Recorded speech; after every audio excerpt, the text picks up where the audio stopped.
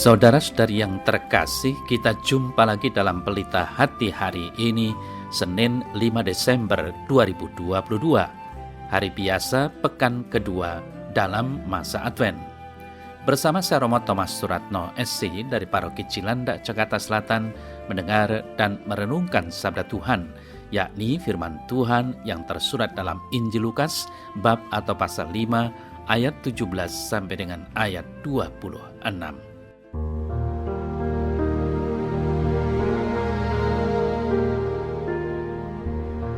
Pada suatu hari, ketika Yesus mengajar, ada beberapa orang Farisi dan ahli Taurat duduk mendengarkannya. Mereka datang dari semua desa di Galilea dan Yudea dan dari Yerusalem. Kuasa Tuhan menyertai dia, sehingga ia dapat menyembuhkan orang sakit. Lalu datanglah beberapa orang mengusung seorang lumpuh di atas tempat tidur. Mereka berusaha membawa dia masuk dan meletakkannya di hadapan Yesus. Karena mereka tidak dapat membawanya masuk berhubung dengan banyaknya orang di situ, naiklah mereka ke atap rumah, lalu membongkar atap itu dan menurunkan orang itu dengan tempat tidurnya di tengah-tengah orang banyak tepat di depan Yesus. Ketika Yesus melihat iman mereka, berkatalah ia, "Hai saudara, dosamu sudah diampuni."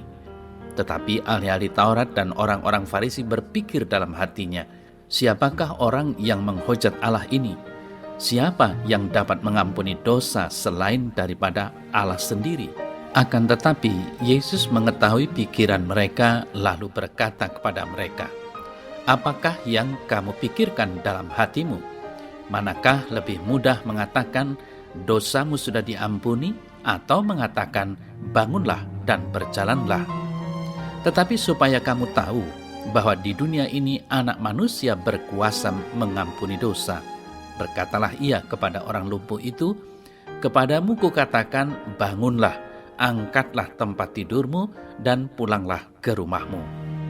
Dan seketika itu juga bangunlah ia di depan mereka, lalu mengangkat tempat tidurnya dan pulang ke rumahnya sambil memuliakan Allah. Semua orang itu takjub, lalu memuliakan Allah, dan mereka sangat takut, katanya, 'Hari ini kami telah menyaksikan hal-hal yang sangat menakjubkan.'"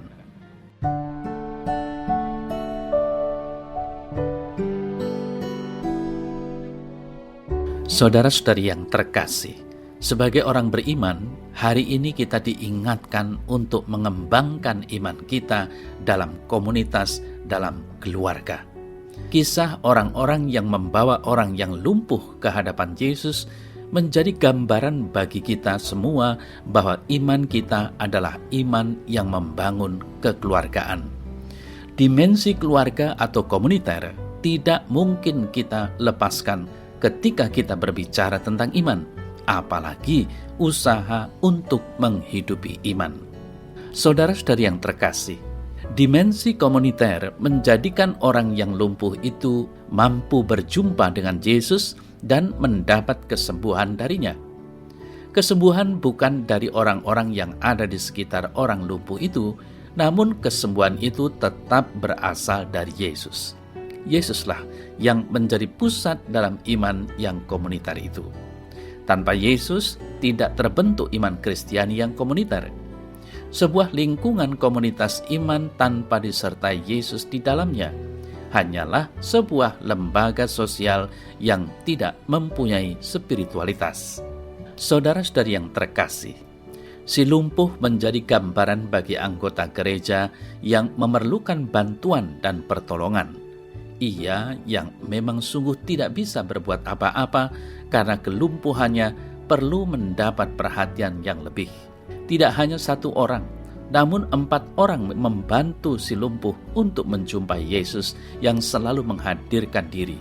Para pengusung menjadi gambaran bagi anggota gereja yang selalu siap untuk memberikan perhatian bagi mereka yang mengalami kelumpuhan.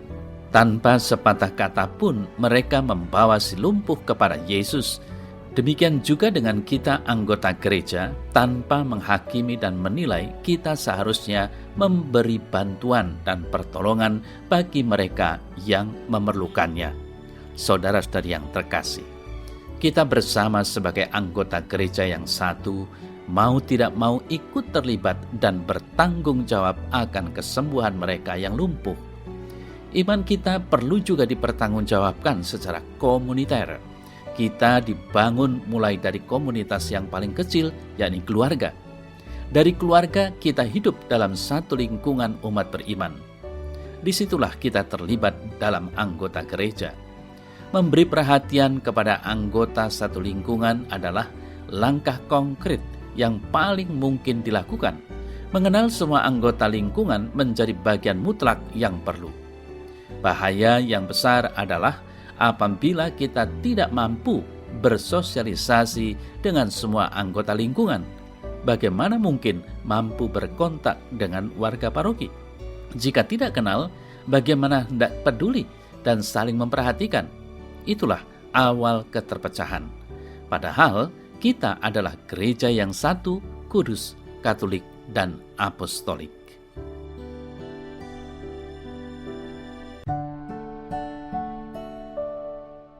Dalam nama Bapa dan Putra dan Roh Kudus. Amin. Ya Tuhan, ajarilah aku untuk selalu membangun kerukunan di dalam lingkunganku. Semoga aku berani untuk mengenal sesama anggota lingkungan dan berani untuk saling peduli. Ajarilah aku agar aku mampu menjadi bagian dari orang-orang lumpuh di sekitarku. Tuhan, bantulah aku untuk berani melangkah. Amin. Semoga Allah yang Maha Kuasa memberkati saudara dalam nama Bapa dan Putra dan Roh Kudus. Amin.